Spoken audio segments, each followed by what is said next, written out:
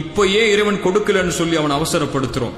தகுதியான நேரத்துக்கு முன்னாடி தகுதி இல்லாத விஷயங்கள் கிடைக்கிறது அருள்கொடை இல்லைங்க, அது சுமை, மேலும் ஆபத்து. ஒரு தந்தை செல்வந்தர், அவர் செல்வந்தங்கிற காரணத்துக்காக 6 வயசு பையன் விலையுயர்ந்த காரை ஓட்ட கேட்கிறாங்கிறதுக்காக கொடுக்க மாட்டார். ஏன்? 6 வயசுல அந்த காரை ஓட்டுறது ஆபத்துன்னு அவருக்கு தெரியும். ஒரு தந்தைக்கே இந்த அக்கறை இருக்குன்னா 99 மடங்கு தந்தையை விட அன்பு வச்சிருக்கக்கூடிய நம்மளை படைச்ச இறைவன் நமக்கு எந்த நேரத்துல கொடுக்கணுங்கிறத தெரியாமையா இருப்பா?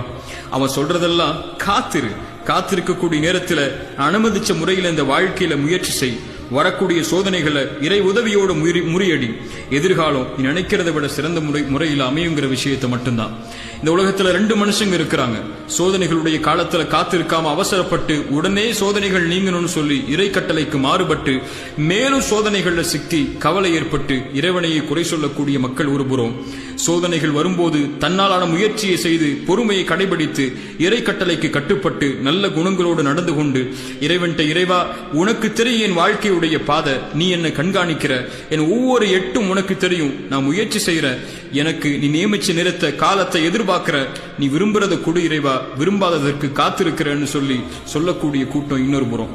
இதுல எந்த கூட்டத்துல நம்ம இருக்கோங்கிற கேள்விதான் இந்த நேரத்துல நமக்கு தேவை.